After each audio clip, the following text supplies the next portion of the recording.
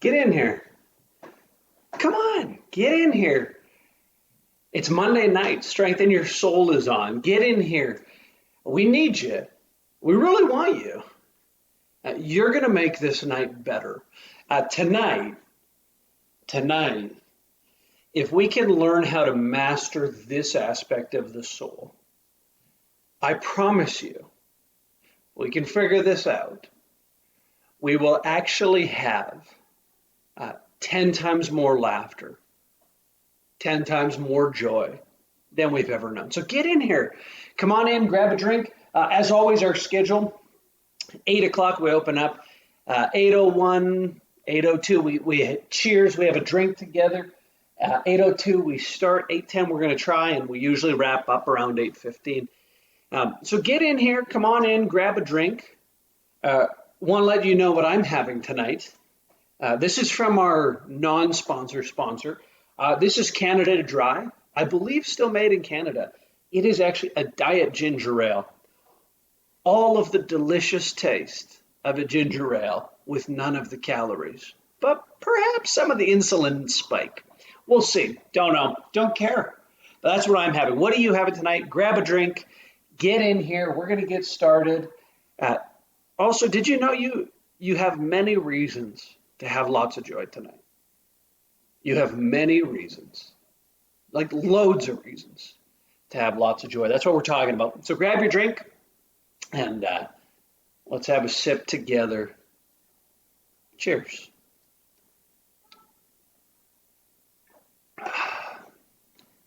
That sip together always makes it just a little bit better.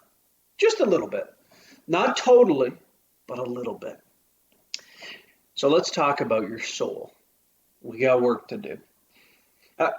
One of the profoundly frustrating things about people who talk about the soul or who consider themselves spiritual is they are often, not all of them, but often they're what I call a fun sponge.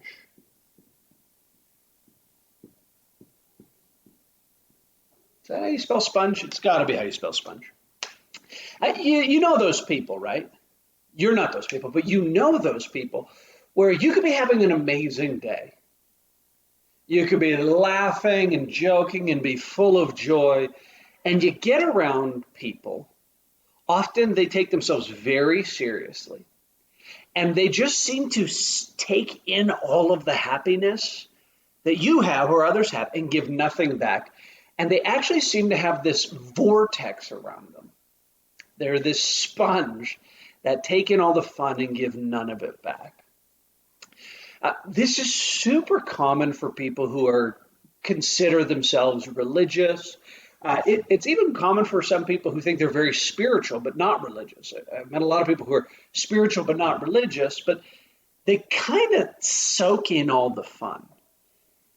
And actually, one of the things that Jesus said was this, that he teaches is it's actually the joy of God. It's the joy of life in the universe. It's the joy of the Lord. That's your strength. And so the question is, and what we're going to be looking at for at least a few days, and maybe more than that, is how do we access joy? And somebody actually very helpfully suggested this. Jordan, big credit to you. You said, let's talk about fun and soulfulness. So how do we have fun? So this has probably been an area of my life where I've learned the most from Jesus. So Jesus, one of the things he was most criticized for by the very religious, fun sponge type people in his life, one of the things that he was criticized for was this. He knew how to party too well. He knew how to party too well. Jesus was known for attending a lot of parties, for enjoying good wine, good food, hearty laughter.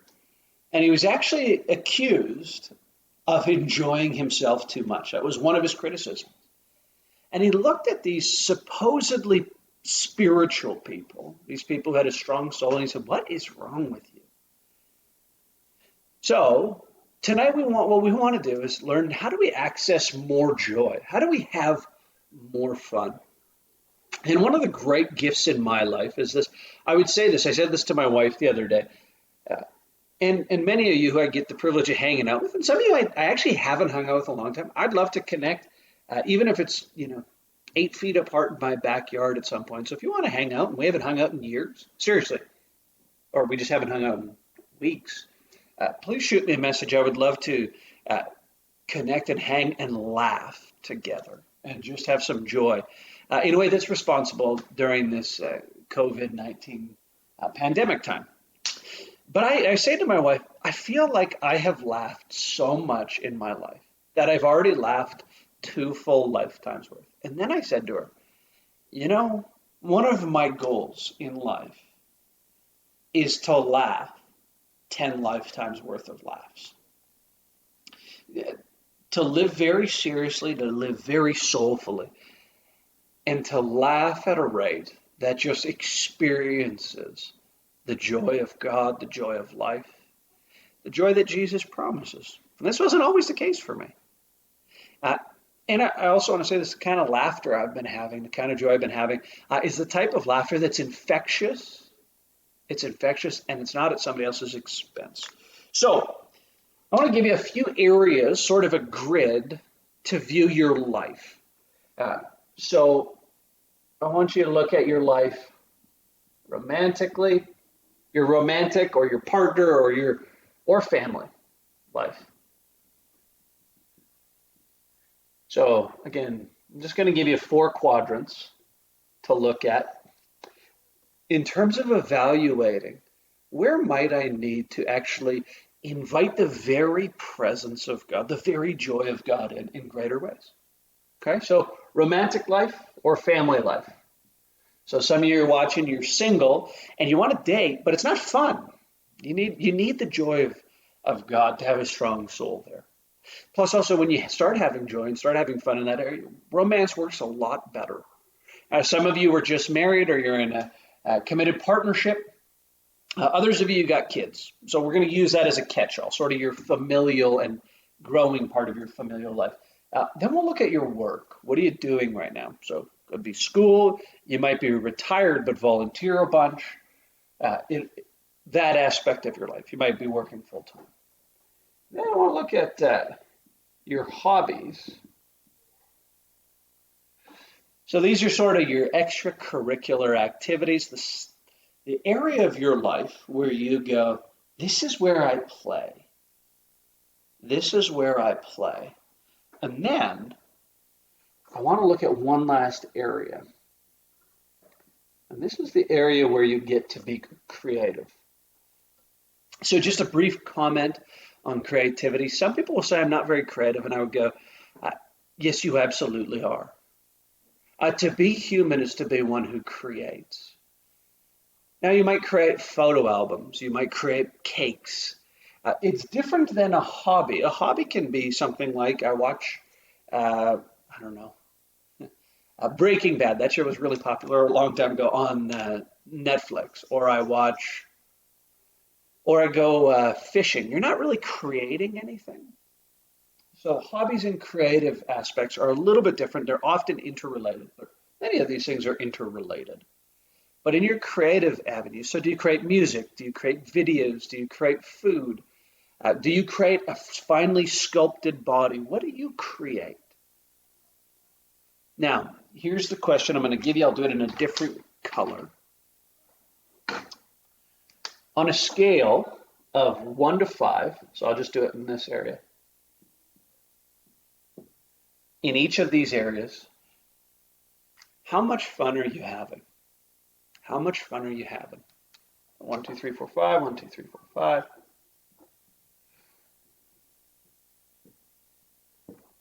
Again, this might take you a little bit longer, so I hope you're trying this actually as we're talking.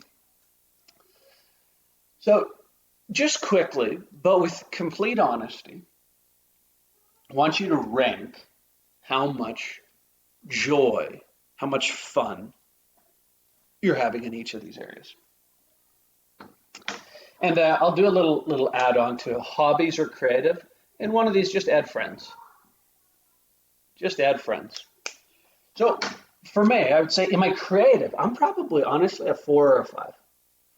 My family life, honestly, some of you know I felt actually in our reflection trying time to help my kids learn to ride their bike. That ramped up the fun a lot, like a lot. Again, I'm like a 4 or 5, very satisfied. Uh, in my work, probably a 3. And I'm probably a 3 right here in my hobbies. I love my work.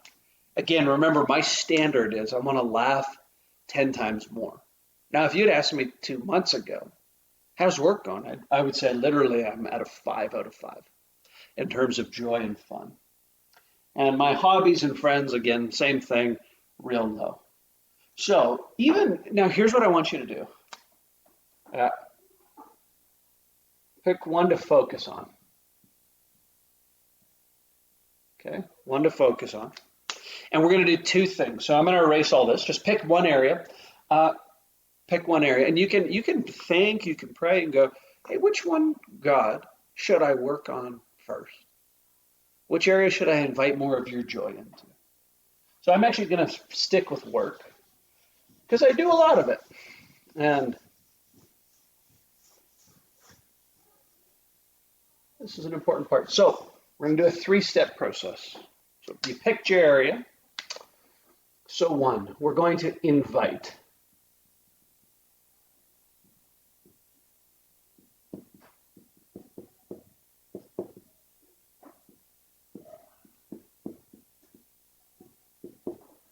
So 3 eyes because I love you makes it easier to remember. Number 1, right now, I'm going to model a prayer for you and allow you to use this. We're going to invite Jesus to actually help us receive more joy in this area. We're going to invite God, the universe. Again, when I say universe, that's because some of you are still figuring out this Jesus piece, if you trust or even believe. But again, when you speak of the universe or life, I do believe you're stretching out trying to reach for the God who loves you and who gave his son for you. So I'm going to do a prayer, and you can just repeat after me out loud. Very helpful out loud. If you can't do it out loud, you do it in your head and your heart. But if you're alone, I would invite you to do it out loud. So here would be my prayer. God, I invite you into my work life. And I actually ask for your strength and your joy. And would you give me creativity on how to have more joy at work? The second thing is, that's my wife's phone going off in the background. Not sure if you can hear it, but it's going off. Number 2, we're going to ask, initiate a change. So simply you're going to pray and think, what could you change to make this area of your life more joyful, more fun? So I'm going to, Jesus, what could I change? And then I'm going to sit and think. And often God will speak to us in our thoughts very commonly. What could I change or what could I adjust to make my work life more fun?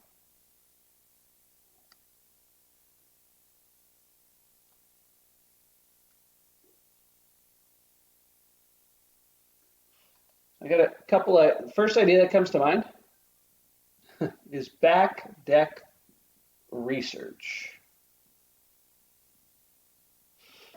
So some of you know this, some of you don't. I'm in the process of getting a doctorate out of New York, Manhattan, in global leadership. And I have to do a lot of research for it. And sometimes the research part can feel like a drag. And I feel like a simple one is that God is going to do some back deck research. The other one is this, team time. I love the people that I get to work with, but I don't love Zoom calls. So I have 2 adjustments that I can make to have actually a lot more fun. So I'm thinking about having team time together where we sit 6 feet apart, the 5 of us who are together on a team, and have a cup of coffee. And then invest. This is about time, energy, and effort.